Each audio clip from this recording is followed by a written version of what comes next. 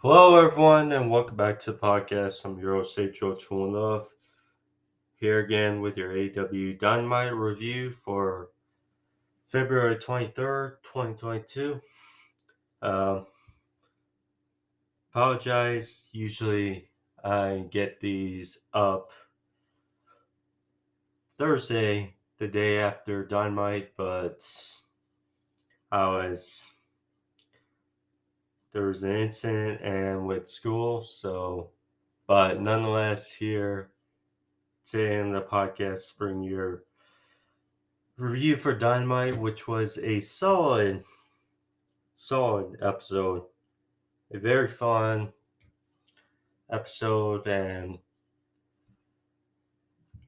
first of all, before I get into review,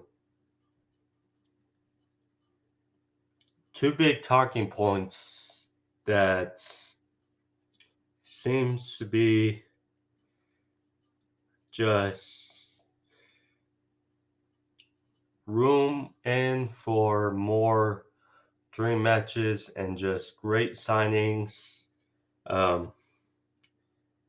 If they are indeed the case, but on Dynamite, we had Buddy Matthews, aka the former Buddy Murphy in WWE, who is famously on mostly 205 Live and NXT. Great worker, and so many great matches down the line in AEW, whether it's Sammy Guevara, whether it's his former opponent in NXT or 205 Live, Tony Nese, um, Jay Lethal, etc. Ricky Starks, Orange Cassidy, just so much. And join the House of Black, a great faction, just adds more to the faction. Malachi Black and Brody King are great talkers. So the Achilles heel of Buddy Matthews is obviously his promo ability, but pairing him with Black and King is just going to do wonders for not only him but AEW. And there was also a report yesterday that Jeff Hardy, now it's not 100% confirmed, but Jeff Hardy, Matt Hardy's brother, is coming to AEW. Now, we kind of figured this was going to be the case, with Matt coming over from WWE, that eventually he and Jeff were going to have one more run in for the Hardy Boys, who have won titles across companies, across everywhere, Ring of Honor, WWE, Impact, etc. But now, likely them coming to AEW. Now, I'm obviously a fan of the Hardys. I grew up with the Hardys, Dudleys, Edge and Christian, and those great ladder matches they had in the early 2000s. Now,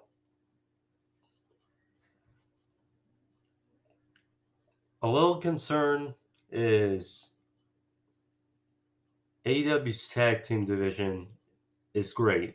It is loaded across the board. Now, you just hope that with Jeff Hardy coming in, that he and Matt likely don't sour on the tag team division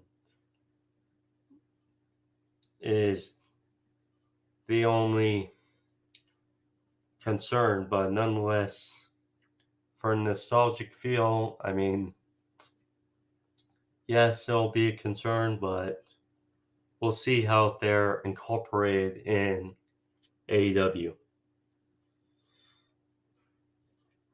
But Dynamite start off with the Tag Team Battle Royal to determine one of the two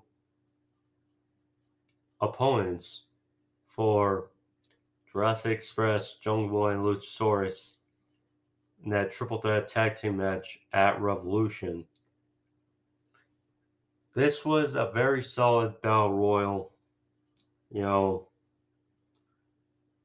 the thing you obviously love about AEW's Battle Royals as it pertains to WWE's is that both members of a team have to be eliminated for that team to be eliminated. And that came really full circle at the end of the match with 6 members of respective teams were in the finals of the Battle Royal. But really good showing, of course, for the Battle Royal. It's so hectic, so going over mostly the eliminations. So Reynolds eliminated the Blade, which, by the way, it was good to see Butcher and the Blade back together. We don't see Butcher a lot these days, and I'm guessing, well, he's probably on Dark. Of course, I skimmed through AEW Dark, but he's probably been on tour with his band. But nonetheless, they're a great tag team, and it's good to see them here. Of course, unfortunately, they were eliminated quickly as Alex Reynolds eliminated the Blade.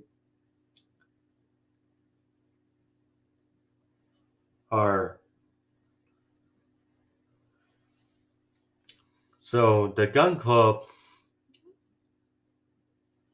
I mean, hilarious is Santana and Ortiz, but Santana, just hilarious with his timing.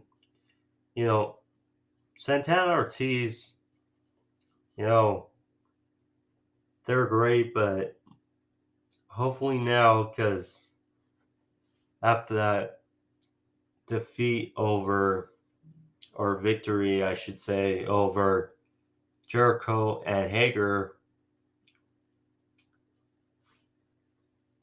hopefully now they can get more of a push and get that run of tag team titles because they deserve it. However, they had an okay showing, not a great showing in this match, but the Gun Club were eliminated by Santana Ortiz. Butcher, he was going wild on everyone in this match.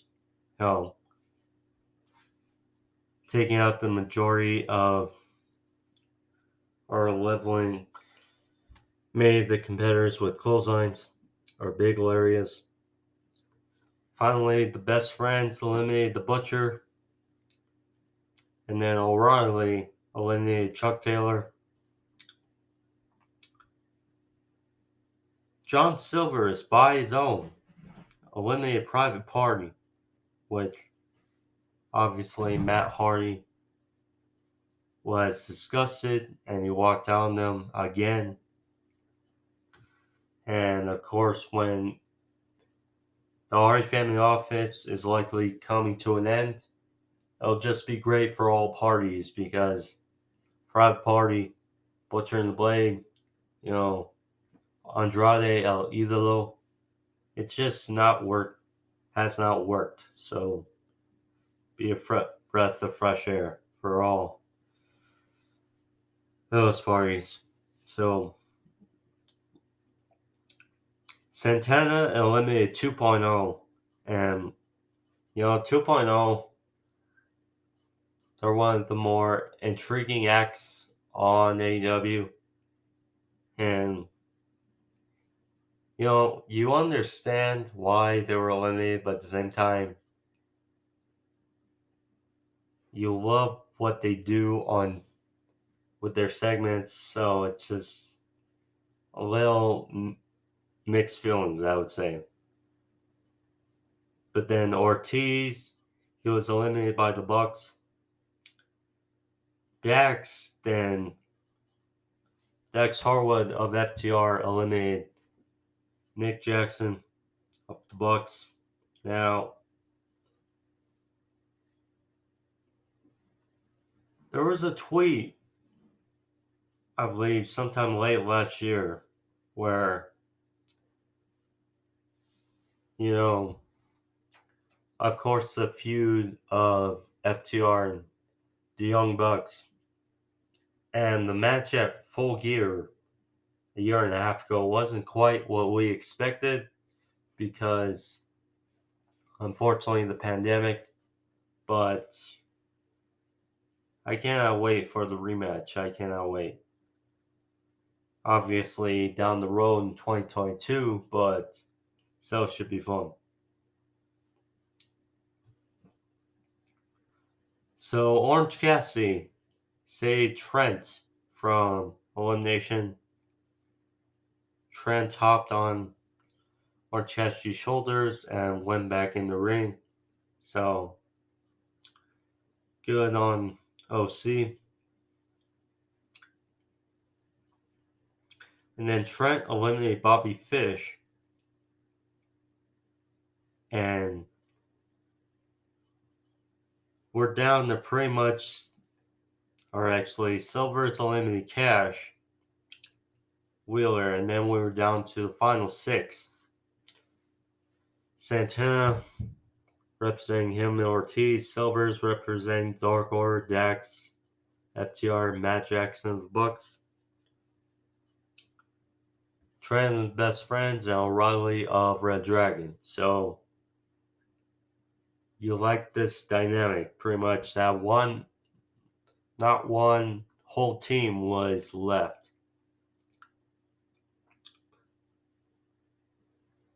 So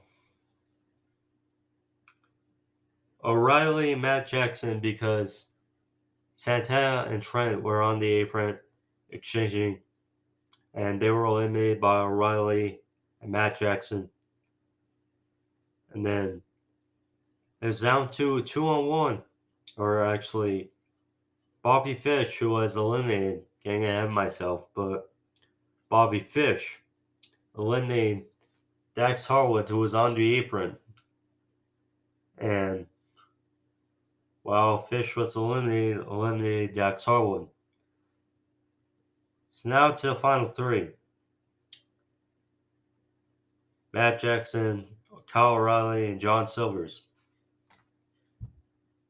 So, of course, O'Reilly and Matt double team on John Silvers. But Silvers had a great showing. Fought him off as long as they could. Finally, it was a super kick, chasing dragon combination. So, O'Reilly, he faked an injury, faked a shoulder injury. And he told Matt Jackson to eliminate Silvers. So Matt Jackson tossed Silvers over the top rope, but right from behind, O'Reilly eliminated Matt Jackson, and RedDragon punched her ticket to Revolution. I kind of figured, but it's great to see, great to see O'Reilly back after obviously the birth of his kid. But he and RedDragon, seeing what they were in NXT, now see that O'Reilly's there with Fish is just a great thing to see. And next week is the Casino Battle Royal to determine the other team in the triple threat at Revolution.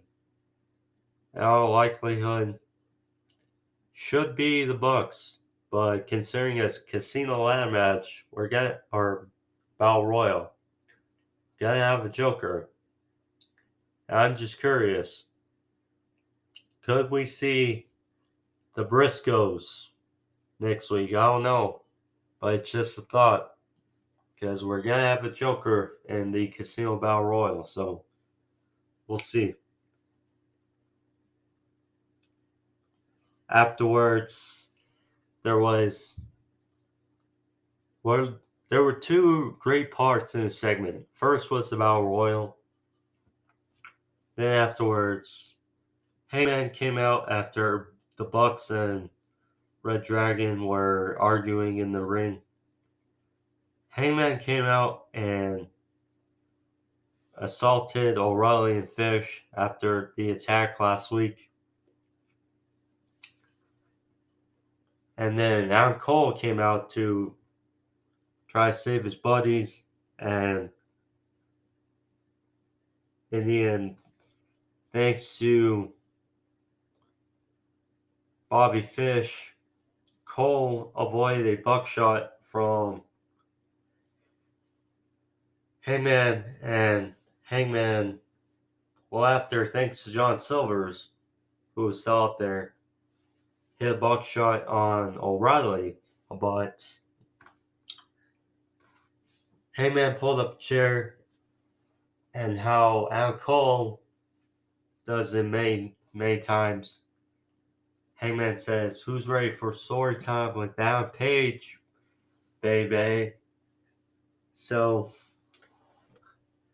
Page pulled up a chair, looked at RedDragon and Cole, said, "Oh, he's better at him," and congratulates Cole on his goal. But little did Cole know that he would be stepping closer to a grave.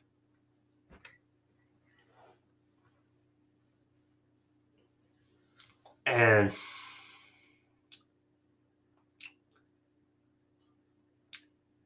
that Hangman went in with a buckshot, and that sound will be boom. So, great stuff from Hangman and Battle Royal. Two birds with one stone.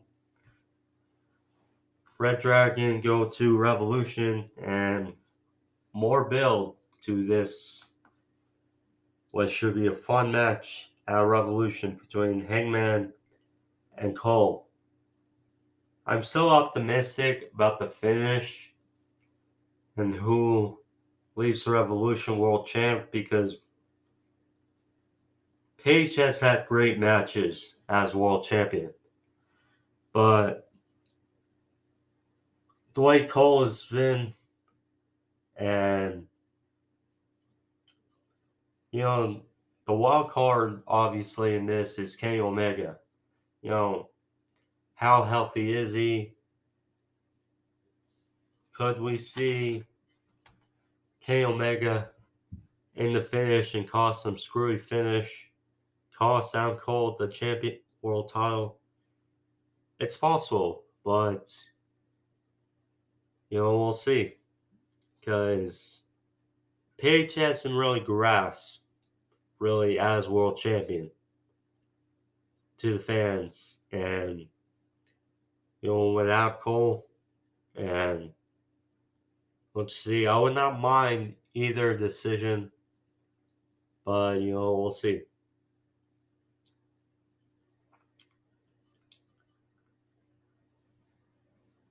So we got a Bryan Danielson interview backstage,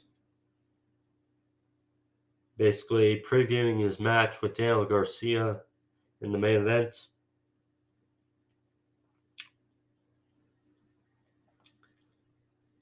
And he talked about how he had a good mentor in William Regal.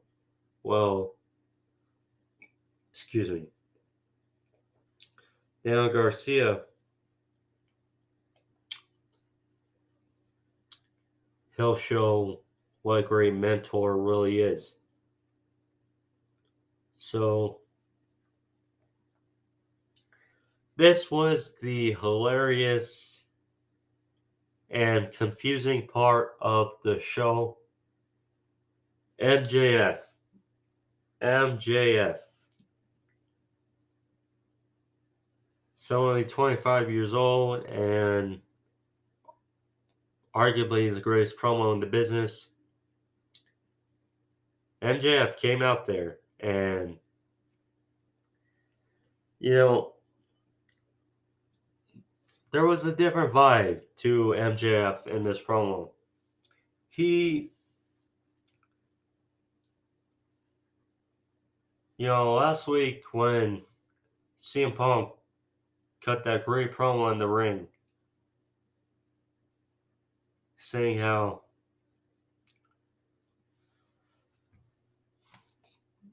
the dog collar match at Revolution, and MJF looked distraught. Here on Dynamite, he looked conflicted. But this was a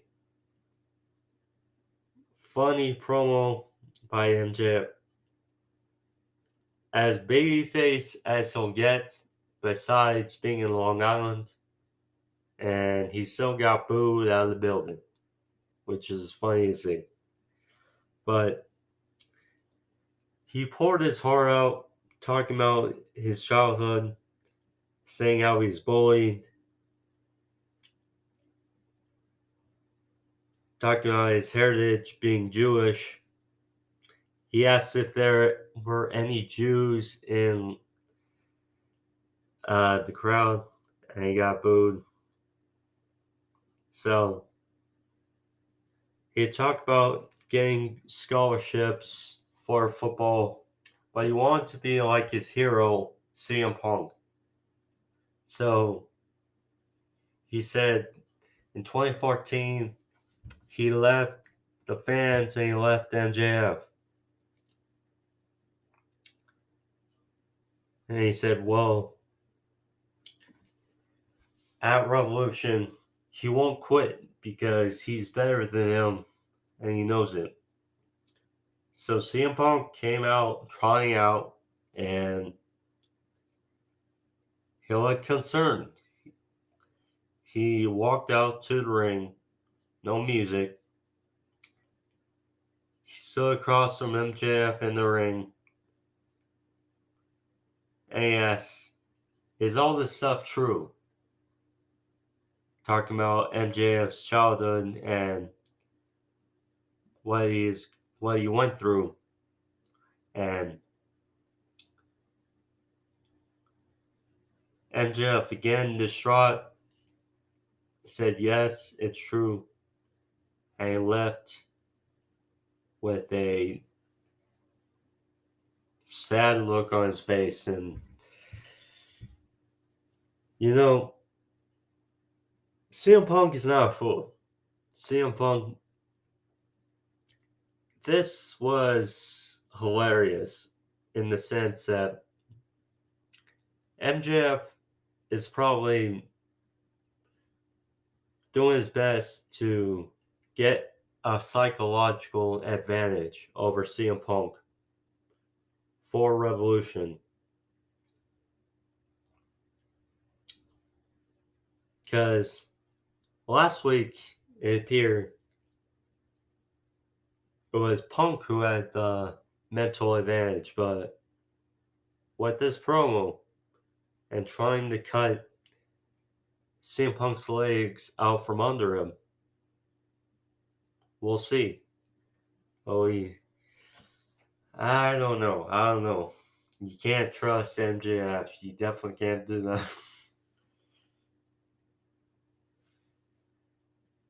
So we got the Kings of Black Throne, Malachi Black and Brody King.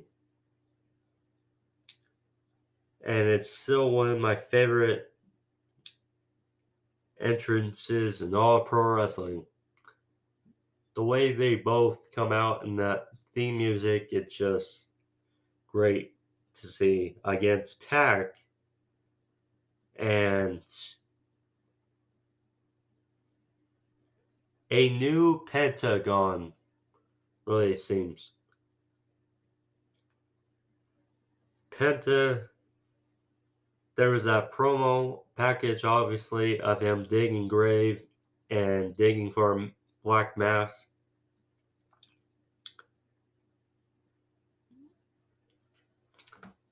So Alex Abrahantes came out with a shovel and this like eerie face paint, and this new theme music for Penta. And it's no longer Penta El Zero Miedo, but Penta Oscuro. Penta Oscuro, basically the same Penta but darker. So he came out to ring. I mean, Penta is one of the best pro wrestlers in the world. So perhaps a slight change in gimmick, especially feuding with Malachi Black, you can understand considering Black's dark character. And, with Phoenix, I mean, with dislocating his shoulder, I imagine this is only going to benefit both of them. But solid match between the two teams. So Penta got things started with a crossbody to the outside on both Black and King. Pac hit a beautiful 450 in the ring for a near fall. And then Brody King, who is as shifty as a big man can get. He's not Keith Lee, or Wardlow, but he is something. He has Suicida on the outside. Black in the ring hit a roundhouse kick, followed a German suplex for near fall. And then the finish of the match. I mean, on one hand, I was not too keen with it, but at the same time, looking back at it in retrospective, I liked it. Or I was okay with it at least, but Black went for the mist. He went for his usual spot with spraying the mist to the eyes, but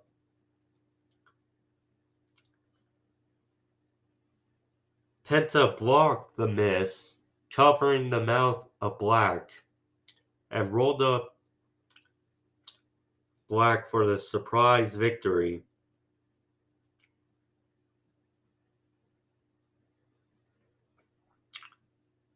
Black, you can tell, was coughing in the middle of the ring, have a tough time selling the miss. He went to the outside, grabbed a ball of water, trying to make it easier. And while they were on the beatdown post-match, the lights went off. And Buddy Matthews, the SWAT, he came out. Black was trying to fend them off. Try to make it seem that Buddy was attacking Black because obviously their history. And then Buddy went to work on Pac and Penta, and it was just a beatdown from there. He stomped Penta is faced into a chair, and pretty much it. The House of Black stands tall and very good set. I mean, obviously, I didn't like seeing Black losing, but considering it was in a tag team perspective, B, you know, Penta slight change in gimmick, and he blocked the miss. Kind of building the prestige of the miss. So I like that, but just this overall segment was a plus for me. So good to see, and good to see Buddy Matthews in great shape. Great shape. I mean, you can understand why WWE did not suit to Buddy Matthews because he looks the part, he wrestles the part, but the promo ability is not his strong suit. But with Black and King, it's only going to do no wonders. So this Friday on Rampage, or I should say tonight, but tonight on Rampage, it's going to be the contract signing for Britt Baker and Thunder Rosa at Revolution. So that's going to be interesting to look forward to. And then another great segment, Kingston and Chris Jericho face to face. Another hilarious but fun. Kingston has beyond skilled promos. He can sell any match with just his words. That's just how Eddie Kingston is, and this was both fun and serious and just made for a fun face-to-face. So there are 4 security guards in the middle of the ring. Kingston posed side by side of one of the security guards, and one of the security guards was smirking, trying not to laugh. I mean, I tried not to laugh as well, but that was funny. So Jericho got in the ring. Kingston asks, "Are we done stroking this guy's ego with that song?" Good. Said he can't calm down. Says he ain't a sports entertainer. Said he'd rather fight. He asked for Tony Khan to send out Chris Statlander and some other chick for a match because this is a wrestling company. So Jericho said that, and for a guy who's been in the business over 30 years, it's great to see because Jericho in his 50s, great to see him getting in more shape, and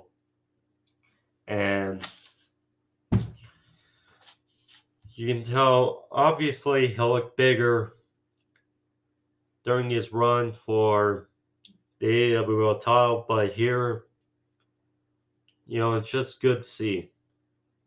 So, Jericho said prior he never heard of Kingston, said he thought they perhaps were talking about Eddie Edwards.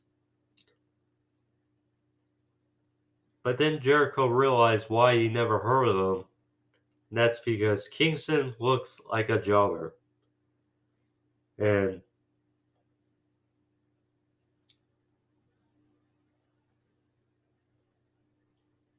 he said he doesn't give a shit. He says Kingston is jealous of him because he's not as big as him. He got to big leagues at 38 years old. By 22, Jericho got to big leagues, and by 38, he was main eventing pay-per-views, multiple time world champion, and selling out arenas, and pretty much that. And Kingston said he ain't changing. He said so forever be me. One of the funny parts also about the segment was Jericho said that he knew Kingston would be loved and said he would be a big babyface for his company, and he was right. And so Kingston said, "What's a babyface?"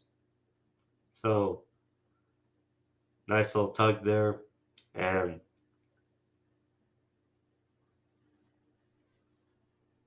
Jericho said he knows Kingston. He read into his history of his family, and he said that Kingston's afraid of success. And he says that deep down he knows he's a failure, like his father, like his uncle. So then Kingston said he's done talking, he wants to fight. So he challenged Jericho to a match at Revolution, which was made official. And so Kingston said, "Don't bring me the Jericho that was in the Mimosa match. Don't bring me the Jericho that was pushed off a cage by MJF. Give me the Jericho that was the first AEW World Champion. Give me the Chris Jericho that bled buckets in Tennessee." I'm assuming that was the Nick Gage match. I'm assuming. And he said, "Give me the Chris Jericho that your close friend Levesque hated." Hence Triple H when they were feuding. But yeah, fun segment and great to see. You know, A. Kingston, you looked at last year, you know, he was one of the guys that it was unfortunate that he debuted in front of no crowd in the pandemic. And you look at last year, 2021, he lost on pay-per-view to in that great tag team match with Moxley versus the Bucks at Double or Nothing. Lost at All Out versus Miro. Lost at Full Gear.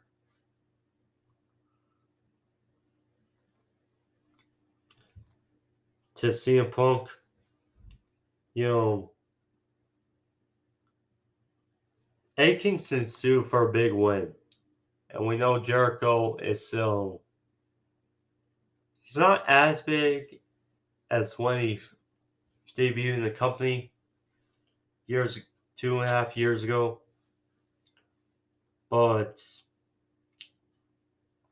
he's still the name. He's still Chris Jericho. And with a win for Kingston at Revolution, it would just do wonders for him. So I'm all for it. So then we got a match I was intrigued for because talk about two of the rising stars of AEW. Ricky Starks versus 10. Preston Vance in a Face of Revolution ladder match qualifier. This was good. A short match, but still very good. We saw 10's attempt against Adam Cole, and he did very well against Starks. Short match, but still Ricky Starks we know can go.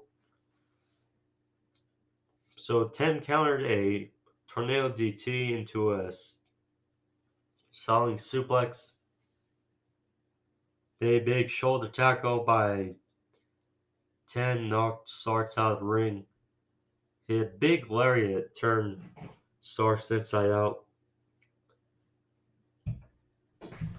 10 locked in his full Nelson submission hold, but Starks grabbed at the mask.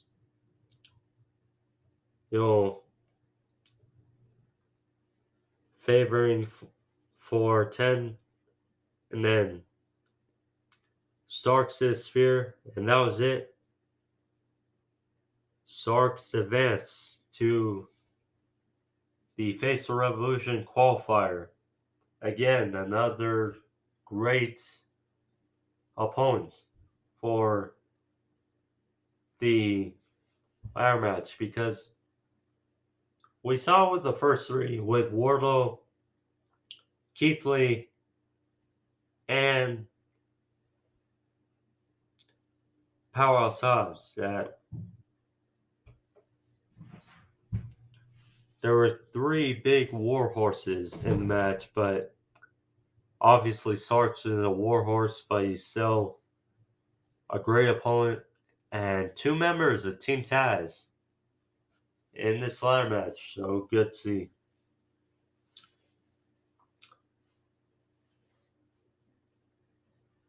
So we got Jay Cargill for spawning.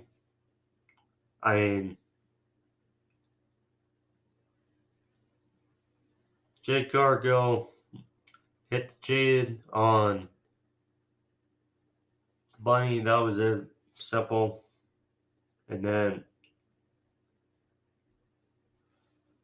Jade afterwards asked who's next or who's left.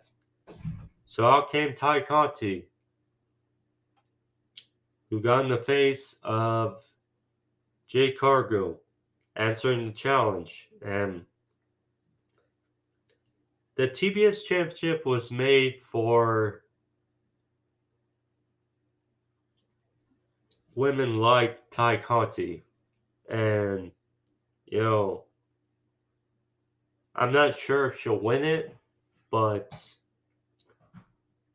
it would be funny. Her as TBS champion, her boo, Sammy Guevara, is the TNT champion. That would just be a little bizarre, but we'll see.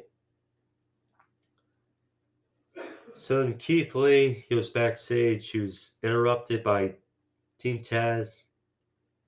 And I think we can kind of get the sense where Keith Lee's first real feud is gonna be. Because we got a tease of it as they showed Keith Lee and Powerhouse Hobbs. Two great big men. Well, Lee's there. Hobbs isn't there yet. He still has some room to grow, but, it's going to be great when these two guys go at it down the road. So another Face of Revolution qualifier will happen tonight on Rampage. Orange Cassidy versus Anthony Bowens. Likely Anthony Bowens will lose and Orange Cassidy will advance. Good with it. So I think there's 6 guys. So after this, in the ladder match, so after tonight, there'll only be 1 slot open. Interesting to see. Could we get a debut? Maybe pushing it, but we maybe at Revolution. Because we got Ethan Page debuting at the Face of Revolution ladder match last year at Revolution. So we'll see. Then the main event here, Bryan Danielson versus Daniel Garcia. Daniel Garcia, I can understand if people don't like him. because of his style and where he's at with his gimmick. But in a few years, because this guy's still only his early 20s, give a guy a few years, he's going to be dangerous and a big name in AEW because he has the skill. And here against Bryan Danielson was definitely intriguing. This was more of a mat-based match, a submission match, but Garcia, he targeted the knee of Bryan, hit some leg whips and a chop block, trying to ground Danielson. Garcia, he was suplexed to the outside. Could have been dangerous, but luckily it wasn't. From the inside ring to the apron, then a diving knee by Bryan. Then a top rope drop kick, and Bryan locked in a knee bar, but in which Garcia was having trouble, but Garcia walked on a knee bar of his own and was just back and forth exchange. But Bryan landed some ground pound, locked in the cow mutilation after a tiger suplex, but Garcia countered with the ankle lock, stomped to the head of Bryan, but Bryan got out of it. Went for another dragon screw, going back to knee, but Bryan countered, stomped on Garcia's head, locked on the triangle choke. Garcia passed out, and that was all she wrote. Great stuff, and I hope this isn't the last we see of Bryan versus Garcia, because this was very good. Afterwards, Bryan called out Moxley to give his answer. So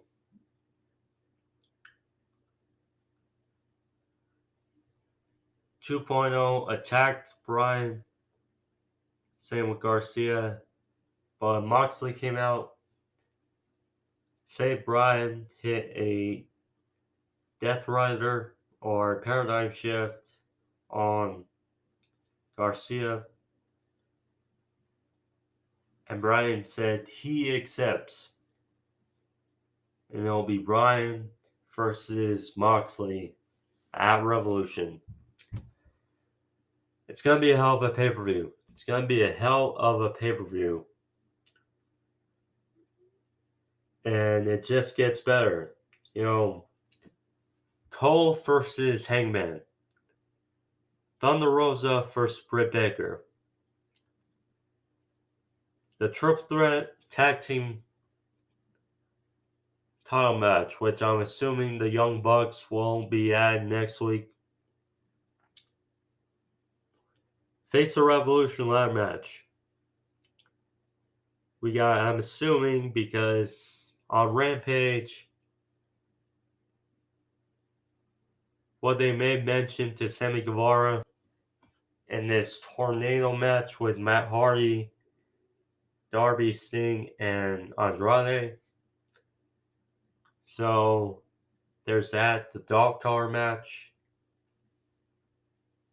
Maybe Jay Cargill for Ty Conti, but I mean, it's going to be a hell of a pay-per-view nonetheless. And can't wait. Kingston versus Jericho. I mean, just loaded. But nonetheless, that's the episode for you guys. I hope you guys enjoyed it. Again, apologies for a day later than expected. But either way, hope you guys enjoy this. I'll be back tomorrow with your AEW Rampage review. But thank you all. Be safe. I'm Joe Love. Peace.